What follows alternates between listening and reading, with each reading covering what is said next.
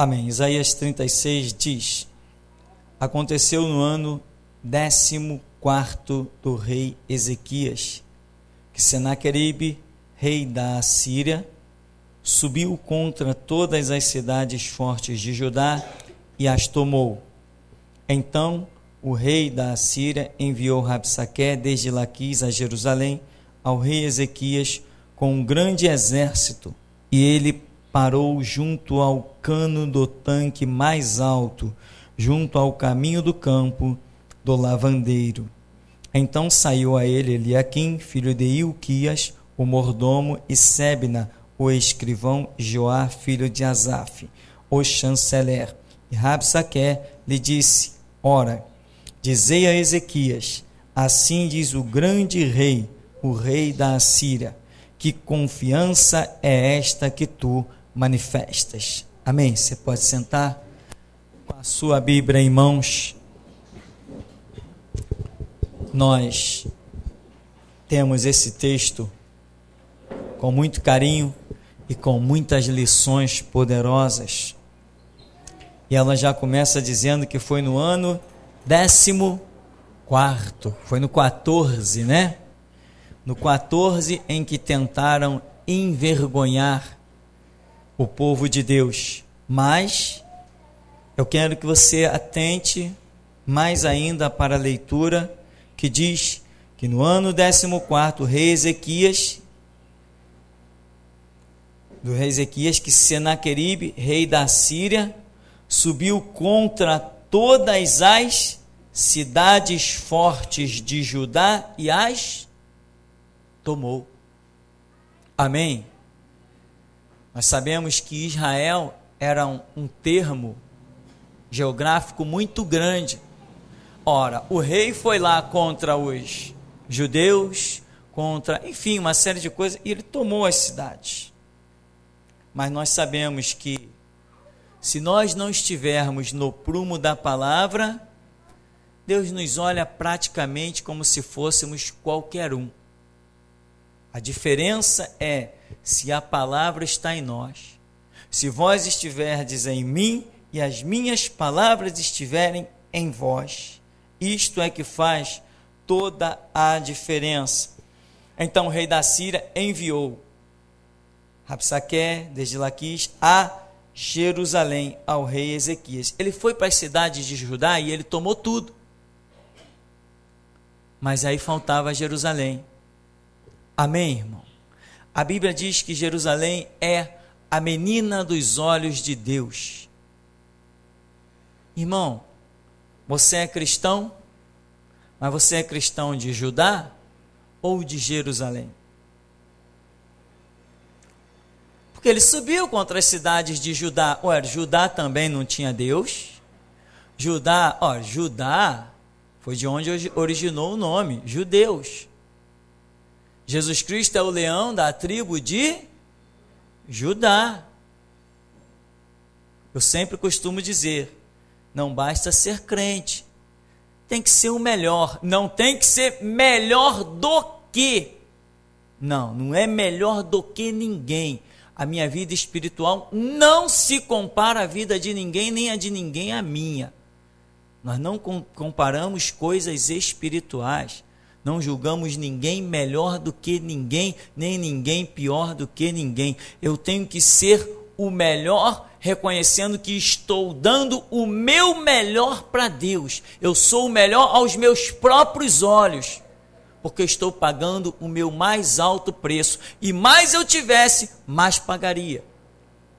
Então, ser o melhor, quando eu falo ser o melhor, não é com comparações a referenciais horizontais. Não, é referencial pessoal. Porque a minha mente, ela me diz se eu estou em falta ou se eu estou legal. Amém? Não existe maior espada de acusação do que os meus próprios pensamentos. Que eu posso mentir para todo mundo, mas não consigo mentir para mim mesmo. Então, aqui, lá está Judá, com as suas cidades, mas vem o rei e catou todo mundo. A Bíblia nem diz que teve guerra, não diz que foi oferecida nenhuma resistência. O camarada chegou e levou levou quem queria levar, pegou o tributo que queria pegar, mas ainda faltava uma cidade. Faltava uma cidade que está sendo marcada pelo ano 14º. Aí a coisa é diferente, né, irmão? Aí é diferente.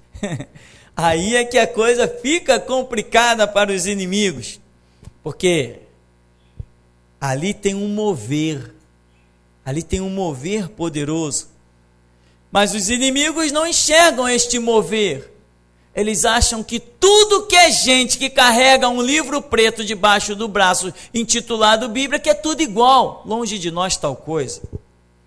Longe de nós ser comparado com um pastor maçom, com um pastor garoto propaganda de político. Longe de nós tal coisa ser comparado com esse pessoal da Universal, que vivem de satanismo em satanismo, com objetos ungidos iguais nos terreiros de macumba.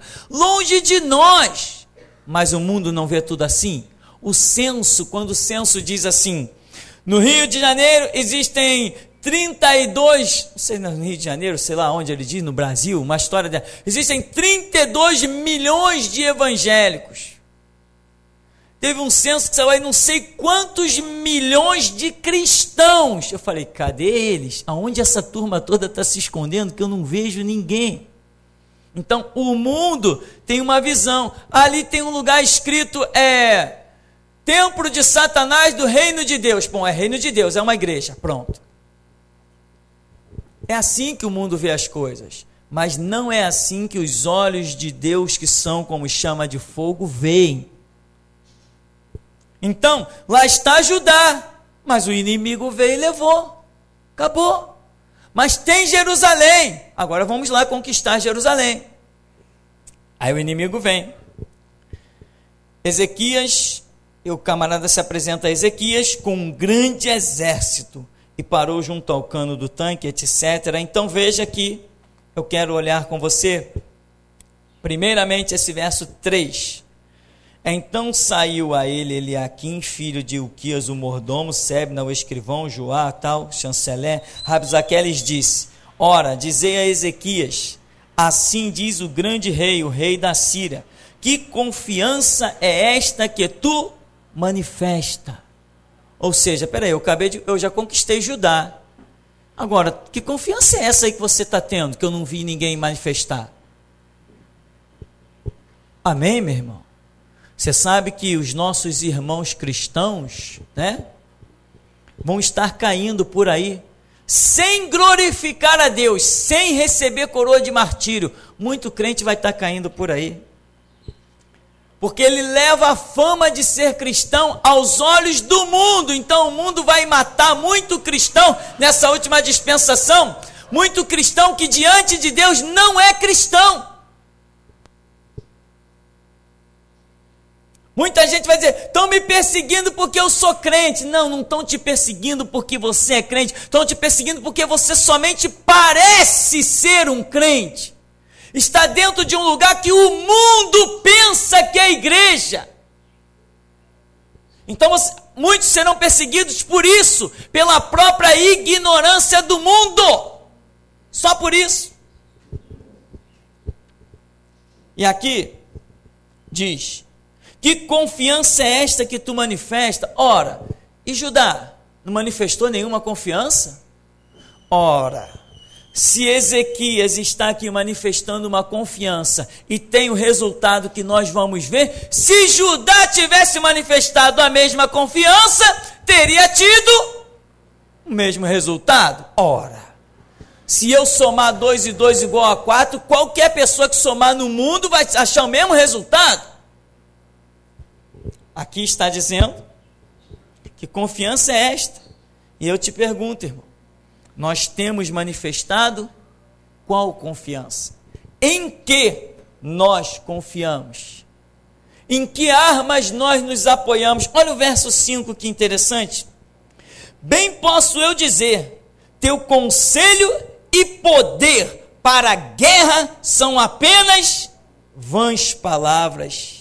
Em quem, pois, agora confias que contra mim te rebelas? Lá vem o inimigo. Tu está falando tanto de guerra.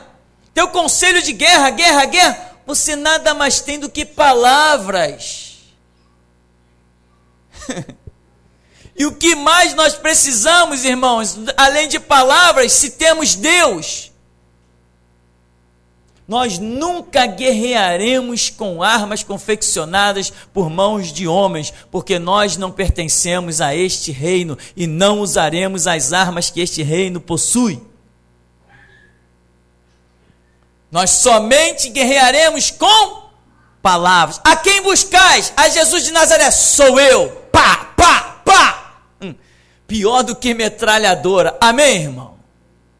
Foram lá prender Jesus, quando foram prender ficaram petrificados, voltaram para os seus senhores. Cadê ele? Não trouxeram ele? Não, por quê? Ele tem armas poderosas.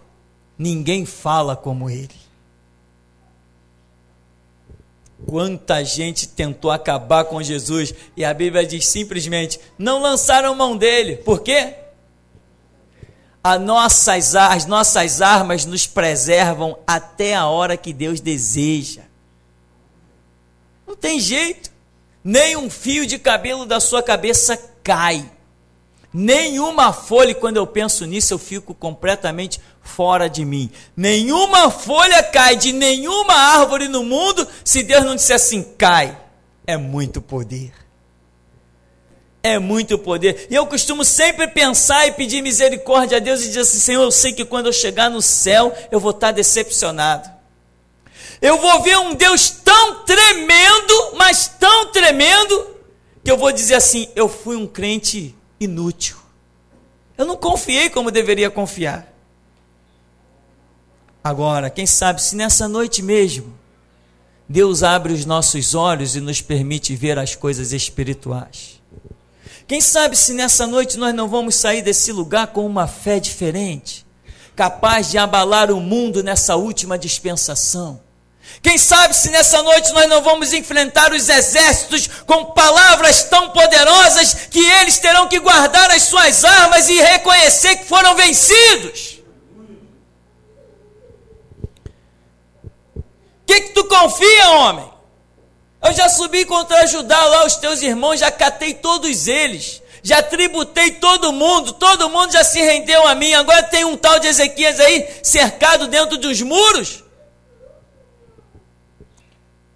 E aí o homem diz, eu sei, o teu conselho para a guerra não passa de palavra, você é um fracote, você não tem exército, você não tem arma, você não tem cavalo, você não tem nada, você só tem palavra e você quer me vencer com palavras. E onde estão as palavras mais poderosas do que essa? Do Senhor é a terra a sua plenitude, o mundo e os que nele habitam. O Senhor é o que dá a vida e tira a vida, Ele quebra o arco, corta a lança, queima os carros no fogo e diz, aquietai-vos, sabei que sou Deus, serei exaltado entre as nações, serei exaltado sobre a terra. Que armas possuem mais poder do que isso? Aquele que habita no esconderijo do Altíssimo, a sombra do Onipotente descansará. Direi do Senhor, Ele é o meu Deus, o meu refúgio, a minha fortaleza, e nele eu confiarei. Quem disse isso conquistou todos os adversários, foi o rei Davi. Quem precisa de armas quando se tem palavras que são ouvidas por um Deus todo-poderoso? Aliás, um Deus não, pelo único Deus. Aí diz, 6, eis que confias naquele bordão de cana quebrada que é o Egito? Se alguém se apoiar, lhe entrará pela mão, lhe furará, assim é Faraó, rei do Egito, para com todos os que nele confiam. Olha como o inimigo está confuso, sempre que chega diante de nós, os inimigos são assim. Eles acham que confiamos em coisas carnais. Só que quando eles pegam um crente tolo, abestalhado, que realmente confia em coisa carnal, eles arrebentam. Porque a Escritura diz que Deus é o meu refúgio, a minha fortaleza. Mas quando o camarada confia, né, já viu as igrejas por aí, todas são apadrinhadas por um político amaldiçoado, púlpito amaldiçoado, líderes amaldiçoados, povo amaldiçoado, porque confiam em quem? No padrinho político, para preservar as leis, para que a igreja não seja perseguida. Eu quero mais que a igreja seja perseguida, porque a última coroa que eu tenho para conquistar é a do martírio. Essa é uma que ainda não me foi garantida. E eu tenho olho nela, até nela eu tenho olho. Então, meu irmão, se Jesus propõe, o que eu puder catar, eu quero. Porque ele falou, juntai tesouro no céu. Não luto pelas coisas da terra, eu luto pelas coisas da eternidade.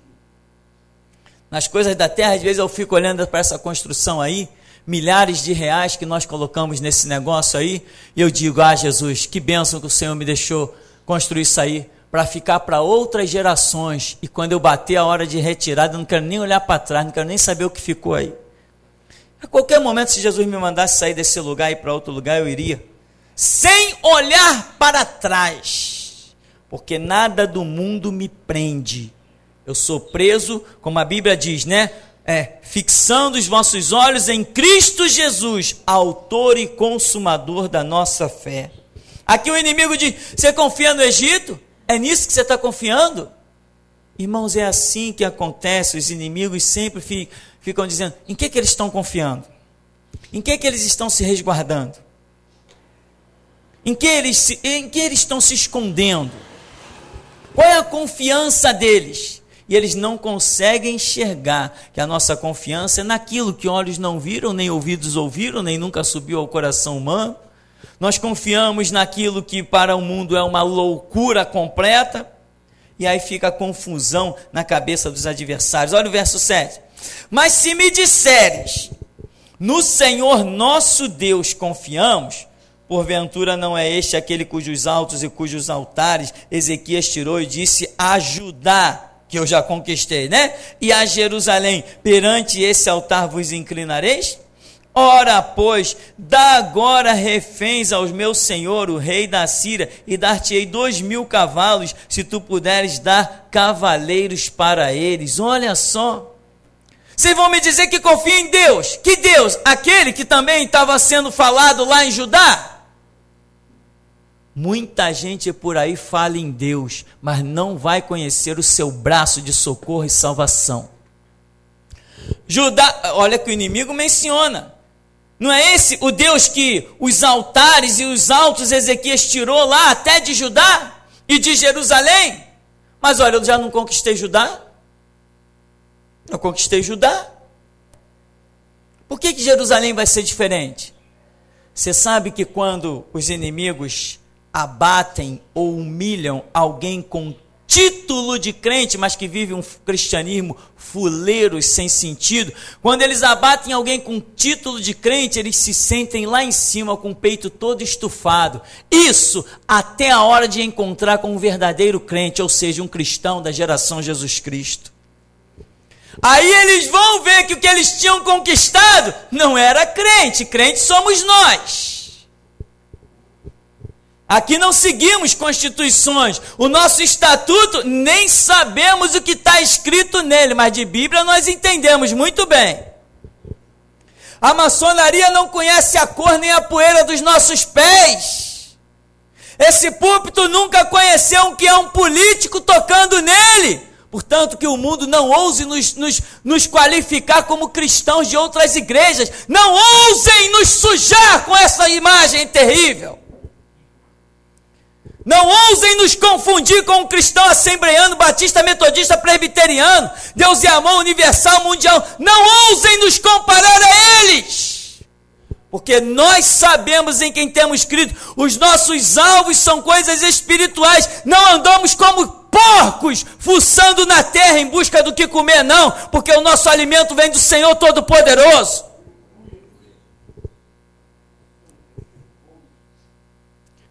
Aí o inimigo está dizendo assim, não é esse aí o Deus de vocês? O mesmo de Judá? Judá já foi. Qual vai ser a diferença com vocês? Deixa eles virem que eles vão ver qual é a diferença, né? Temos que esperar a hora. Aí ele diz, dá refém ao meu Senhor, eu vou te dar 2.000 cavalos, se tu puderes dar cavaleiro para eles. Não, os inimigos estão sempre equivocados a nosso respeito. A Escritura diz que uns confiam em carros, outros confiam em cavalos, mas nós faremos menção do nome do Senhor. Não precisamos dos cavalos de guerra dos inimigos. Porque nós não subimos em cavalos para conquistar. Nós entramos no nosso quarto, fechamos a porta e falamos com Deus. A nossa conquista acontece lá. A nossa conquista é prévia. A nossa conquista não se dá no campo de batalha. Nós chegamos lá só para mostrar que já vencemos. Mas a nossa conquista já foi realizada dentro do nosso quarto, diante do nosso Deus, que é o Todo-Poderoso. Ele diz: como não podendo tu voltar o rosto a um só príncipe dos mínimos servos do meu Senhor, confias no Egito por causa dos carros e cavaleiros? E subi eu agora sem o Senhor contra esta terra para destruí-la?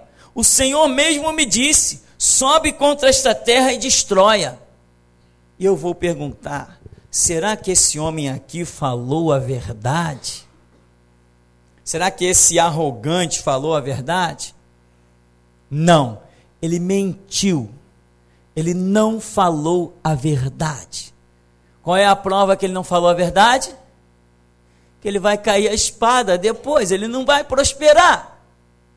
Ele não vai prosperar. Mas ele diz que vem em nome do Senhor. Nós sabemos que Nabucodonosor, em tempos antigos, foi alguém levantado por Deus e conquistou. Mas Deus levanta profetas no meio do seu povo e diga assim: Nabucodonosor, estou trazendo ele como vara de correção aos rebeldes do meu povo. Levantou Jeremias e diz: rendei-vos a Nabucodonosor. Quem quiser viver vai ter que se render, senão vai cair a espada, vai cair a fome, vai cair pela peste. Mas aqui nós não vemos nada disso, e o que vemos é esse arrogante sendo abatido. Então ele não falou a verdade, não foi o Senhor que o enviou. Ele veio mesmo na pretensão da guerra, das conquistas, na cobiça das riquezas, mas conquistou Judá, mas não conquistou Jerusalém.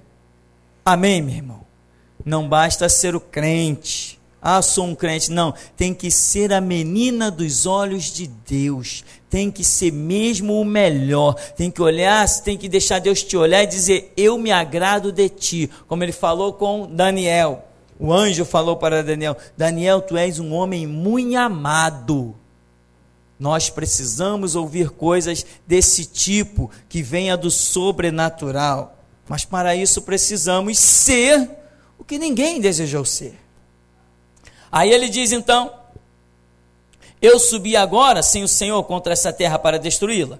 O Senhor mesmo me disse: sobe contra ela e destrói-a. Ora, eu não sei que Senhor esse homem está dizendo que falou com ele, porque pelo menos contra Jerusalém nós estamos vendo que chegou o fim da arrogância dele. Agora, se alguém o enviou, ou se ele mesmo quis ir, isso pode se parar e pensar em muitas situações, mas por mais que este homem estivesse investido, como ele vai dizer para frente, e para conquistar todas as cidades, todas as nações, ainda assim lhe faltou o entendimento de que no povo santo de Deus ele jamais poderia tocar. Então segue o verso 11. Então disse Eliaquim, Sebna, Joá, Rabsaque: pedimos que fales aos teus servos em siríaco, porque bem entendemos, e não nos fales em judaico, aos ouvidos do povo que está sobre os muros. Mas Rabsaque disse: porventura mandou-me o Senhor só ao teu Senhor e a ti para dizer estas palavras, e não ante aos homens que estão assentados sobre os muros, para que comam convosco o seu esterco e bebam a sua urina? O homem vem numa arrogância fora do comum. E aquele povo ali, os administradores de Jerusalém, que estão com Ezequias, não fala nesse idioma aí não, hebraico, porque senão vai ficar todo mundo ouvindo, o povo vai ficar com medo, o povo vai tremer. Aí ele diz assim: não, vou falar nesse idioma mesmo, para todo mundo ouvir e saber que o fim deles é isso aí, ó, esterco e urina. Você sabe, meu irmão, que quando o inimigo vem arrogante, prepotente, Deus deixa você ouvir bastante a força dele, a arrogância dele, a prepotência dele, para que você decida se você vai correr ou se você vai ficar. Na época da prisão, muita gente não correu? A maioria ficou. Depois que voltamos, a glória do segundo templo não foi bem maior que a do primeiro? O ministério não deu uma virada fora do comum e Deus realmente não tem feito separação do que serve e do que não serve? Hoje, quando se ouve falar no nome Geração Jesus Cristo, todo mundo não treme. Todo mundo não para e diz assim, esses caras são diferentes, eles são radicais. Todo mundo não fala isso a nosso respeito? Às vezes, qualquer comentáriozinho, as pessoas ouvem um membro dessa igreja falar alguma coisa e dizem, ué, você é daquela igreja assim, assim? A pessoa diz, sou. Porque o nosso idioma é diferente. Sabe por quê? Porque a unção que está sobre nós é diferente. Nós não nos curvamos a nada, nós não nos curvamos a ninguém, nós não dobramos joelhos a Baal. Nós somos aqueles 7.000 que Deus preservou para esta hora. Nós somos o povo do Senhor, não somos um povo do Senhor, nós somos o povo do Senhor, nós somos o instrumento de Deus na terra, nós somos com quem Deus conta. Aí aqui, o homem diz assim, não deixa o povo todo ouvir isso não, essas coisas todas, essa que vai invadir, que lá vem cavalos, que vai dar 2.000 cavalos de presente, essa força toda, não deixa o povo ouvir não, mas aqui Deus está dizendo, deixa todo o povo ouvir a força do inimigo, deixa o povo ouvir que o inimigo tem carros, deixa o povo ouvir que o inimigo tem armas, deixa o povo ouvir que o inimigo tem escudos, tem a sua armadura forjada no aço, deixa o povo ouvir que o inimigo tem carros e carruagens, para que quando todo este exército cair por terra, pisado pelos justos, eles encham o peito e digam que só Jesus Cristo é o Senhor. Deixa o povo ouvir da força dos adversários, do tamanho do exército do inimigo, dos seus tanques de guerra, deixa o povo ouvir. Porque quanto maior a força dos adversários, tanto mais saberão que eu sou o Senhor. É exatamente assim. Aí segue o texto.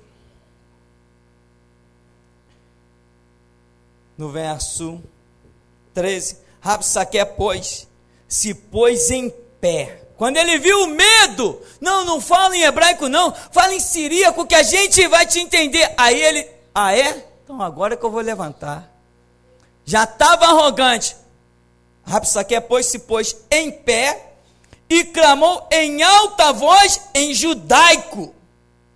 Tu está com medo? Eu estou sentado e estou apenas falando contigo, né? Então agora já que tu está com medo, eu vou mostrar a minha força. Se pôs em pé e gritou logo para todo mundo ouvir. Você sabe, meu irmão, os inimigos só são fortes quando você é fraco. Os adversários de Deus só são fortes quando o povo de Deus é fraco. O diabo só resplandece quando a igreja fracassa. Hoje eu estava lembrando da entrevista que o delegado quis comigo, quando entrou na sala e veio botar as mãozinhas na mesa, achando que estava falando com um vagabundo de morro, preso com maconha e cocaína. Eu sou delegado, eu sou macumbeiro, eu armei para você. Eu olhei para a cara dele e disse assim, problema teu. Só aí ele já deveria saber o que vinha pela frente, só aí. Um policial na minha frente, isso tudo vai ser retratado no filme.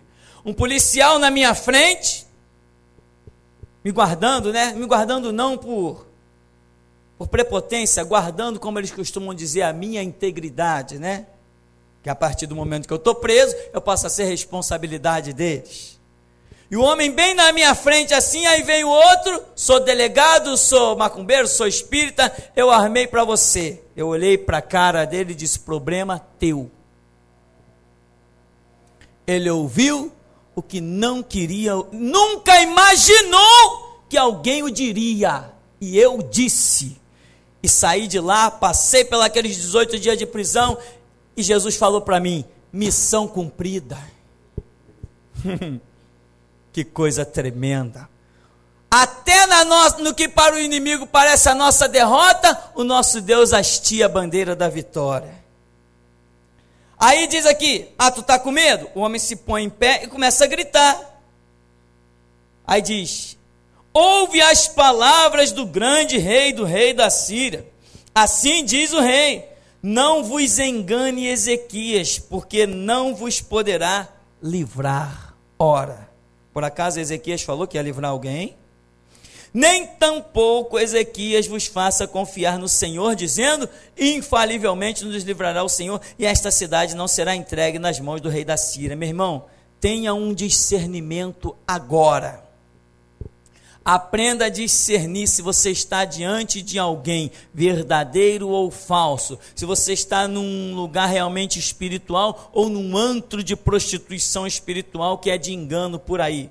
Quando alguém te aponta para confiar e buscar a face de Deus, isto é uma verdade, que é o que Ezequias vai fazer aqui. E o homem está dizendo, ele está enganando vocês, está mandando vocês confiar em palavras vãs, está dizendo que o Senhor vai te livrar. Ora, quando alguém te aponta o Senhor, quando alguém te aponta o exame da Escritura, quando alguém te aponta o dobrar dos teus joelhos, a intimidade do teu quarto, quando alguém te aponta isso, isto é a verdade.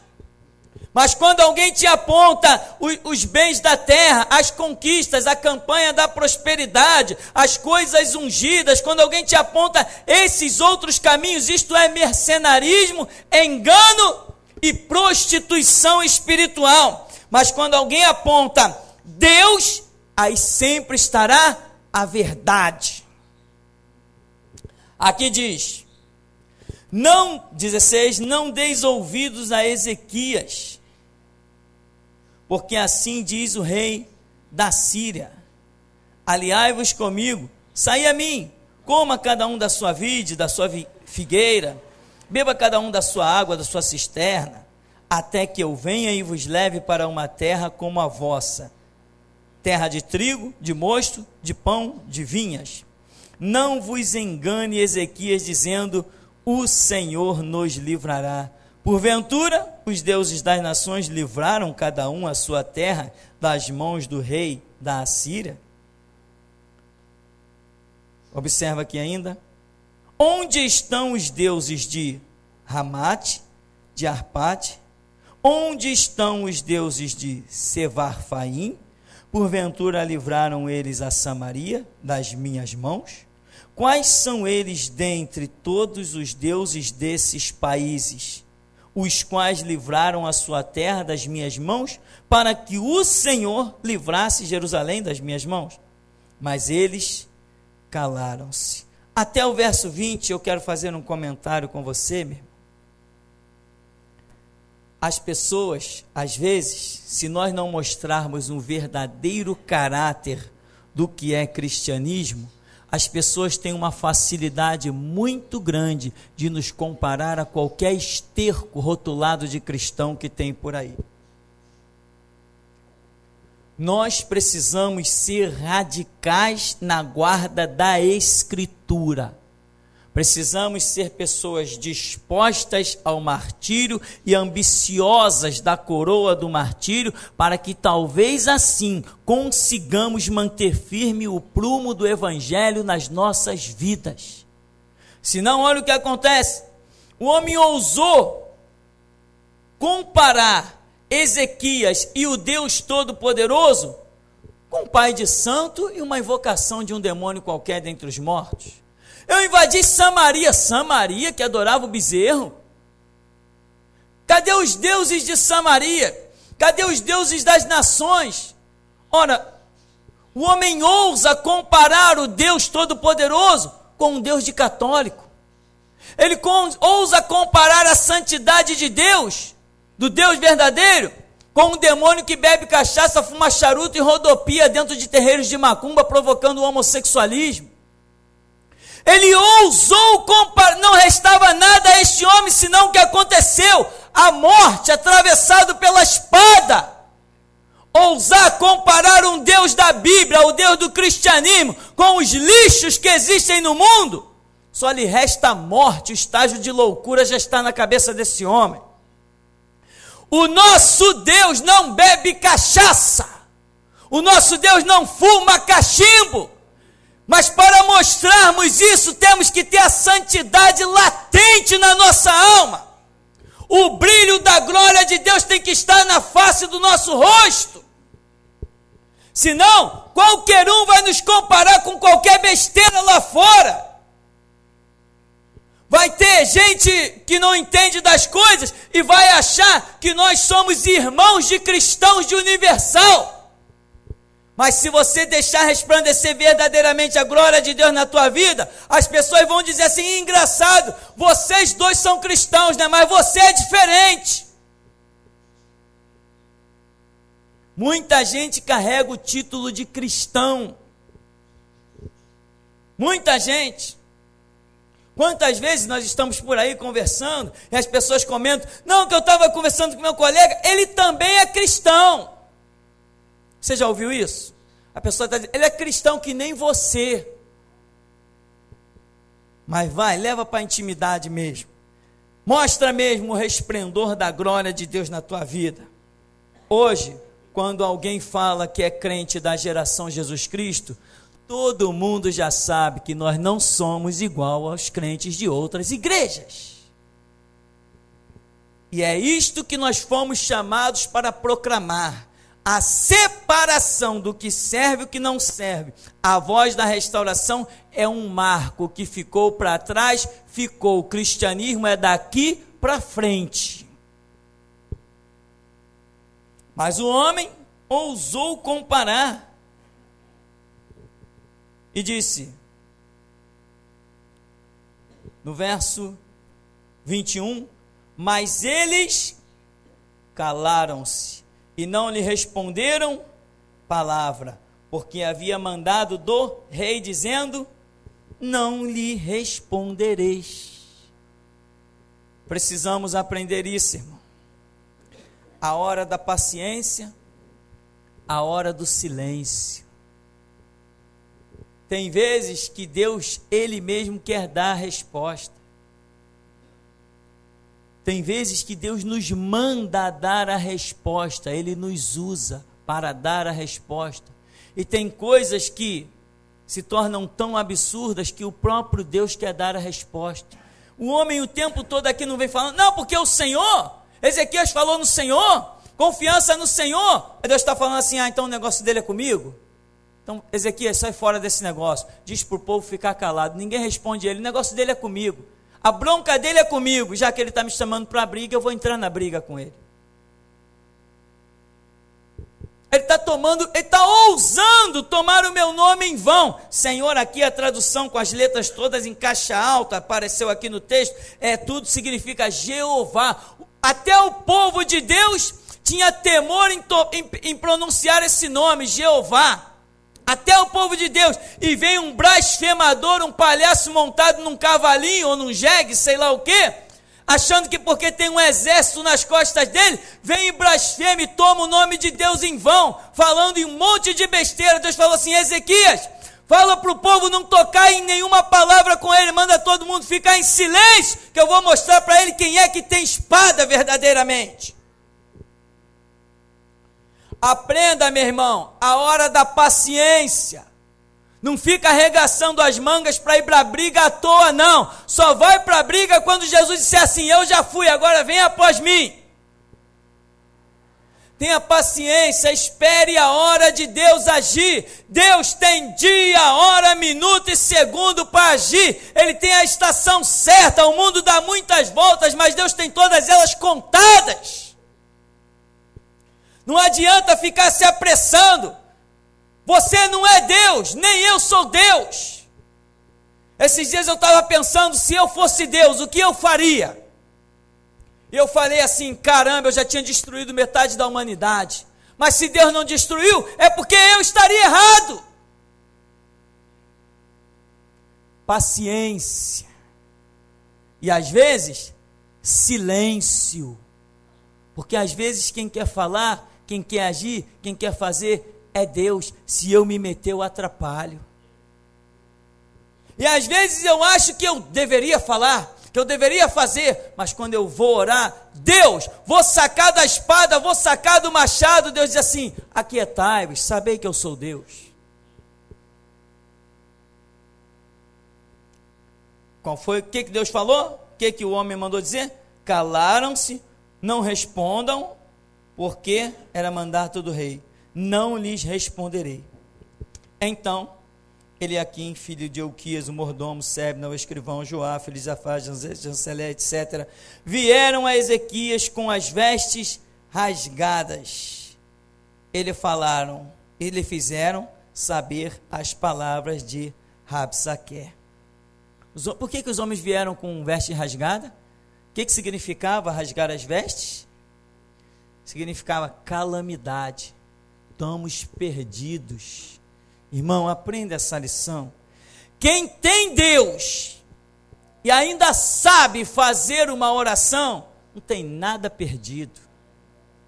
Nada perdido. Os homens rasgaram as vestes, foram lá e disseram: olha, aconteceu que, tendo ouvido isso, o rei Ezequias rasgou também as suas vestes, se cobriu de saco de pano grosseiro, mas entrou na casa do Senhor. Entende? Que às vezes você sente a calamidade vir sobre você, você sente a desgraça bater na tua porta, você tem a desgraça, pode ser uma enfermidade, pode ser um desemprego, pode ser uma desorientação, pode ser qualquer coisa, mas você tem que lembrar que existe uma porta que te conduz aos atos do Senhor, e esta porta é o sangue de Jesus Cristo derramado por você.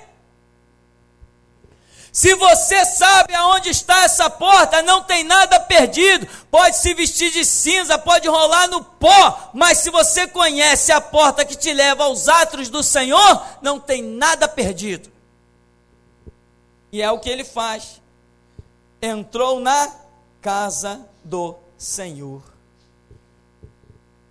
E o rei enviou Eliaquim, o mordomo, o escrivão, o sacerdote, coberto de saco de pano grosseiro, a Isaías, filho de Amós, o profeta.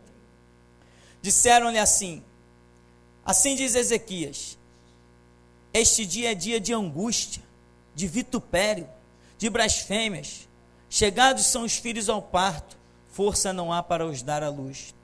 Porventura o Senhor teu Deus terá ouvido as palavras de Rabsaque, a quem enviou o rei da Assíria, seu amo, para afrontar o Deus vivo, e para o vituperar com as palavras que o Senhor teu Deus tem ouvido? Faze oração pelo resto que ficou. E os servos do rei Ezequias vieram a Isaías. E Isaías lhes disse: assim direis a vosso amo, assim diz o Senhor: não temais à vista das palavras que ouviste, com as quais os servos do rei da Assíria de mim blasfemaram. Eis que porei nele um espírito, ele ouvirá um rumor e voltará para a sua terra, e falo-ei cair morto a espada na sua terra. Caramba, tanta afronta, tanta arrogância.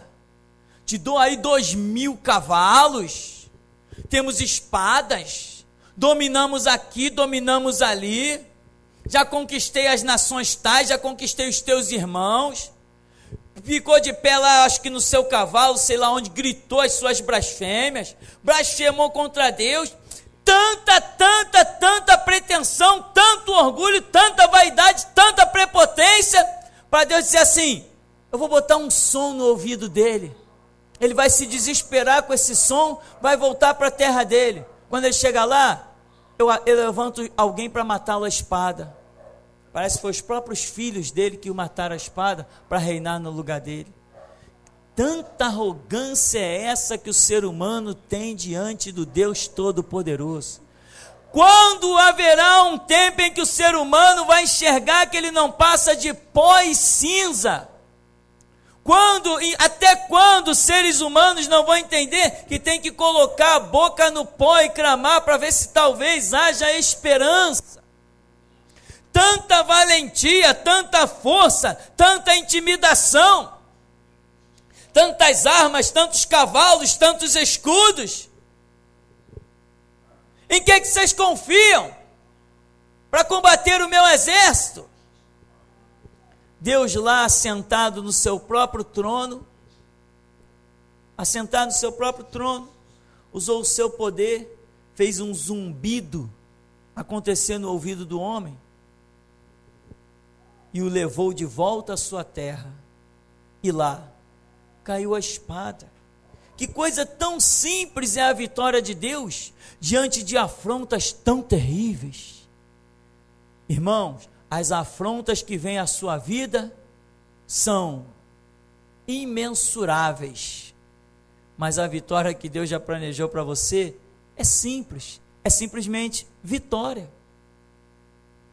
O tamanho dessa guerra que os homens chegam ao ponto de rasgarem as suas vestes, chegam diante do profeta Isaías e diz: olha, os filhos chegaram na hora do parto, mas não tem força para lhes dar a luz, é calamidade. O homem tirou suas vestes, vestiu-se de pano de saco grosseiro, colocou cinza, como era o costume, sobre a sua cabeça, rasgou as suas vestes, está em profunda calamidade. Deus está dizendo assim: a vitória será tão simples. Você entende? As afrontas diante de nós, elas podem parecer muito grandes aos nossos olhos, mas diante dos olhos do nosso Deus, todo guerreiro mais famoso já é pó e cinza diante dele. Ele guerreia, ele não perde batalha. Então, meu irmão, nós concluímos, lembrando apenas aqui, que o que esse homem fez, apesar de constatarmos os seus temores em um primeiro instante, o que ele fez foi ter uma atitude que fez a diferença. Qual foi a atitude dele? Ele chegou, tocou a trombeta: reuniremos os nossos exércitos, vamos preparar as nossas armas, vamos selecionar os nossos cavalos, vamos para a batalha. Não, o que ele fez? Foi fazer uma oração, mandou pegar a resposta com o profeta, e assim como o profeta falou, tal qual ouviu. Em outra passagem bíblica, aí vai ser mostrada, Ezequias entra na casa de Deus, faz uma oração, depois vão lá consultar Isaías. Quando Isaías está diante dos servos de Ezequias, ele diz assim: olha, assim diz Deus, vai lá e leva o recado para Ezequias, a oração dele eu ouvi. Como é que nós conquistamos mais? Com as armas do mundo ou com as armas de Deus?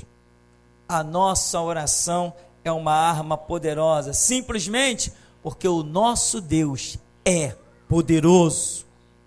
E é isso que nós vamos fazer: clamar, orar, buscar. Quem anda na direção de Deus jamais conhecerá a derrota.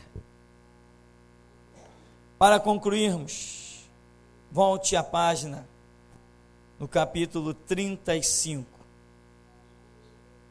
e diz: o deserto e os lugares secos se alegrarão com isso, o ermo exultará e florescerá como a rosa, abundantemente florescerá e também regurgitará de alegria e exultará.